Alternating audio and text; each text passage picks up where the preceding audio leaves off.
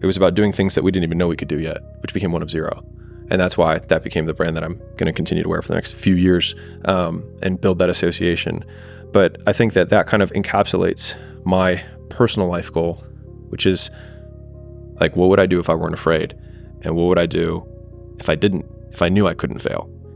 And the idea that I will never wish for fewer epic stories at the end of my life.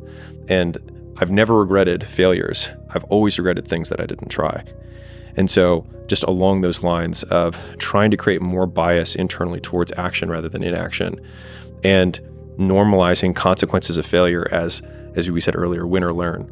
And I think that little frame, believe it or not, for anyone who's like on the teetering edge of like, what should I do that thing?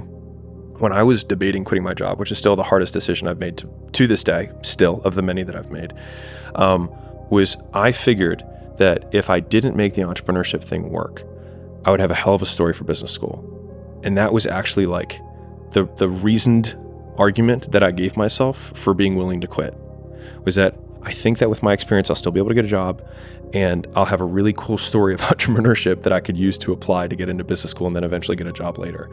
And so most times we catastrophize any failure to death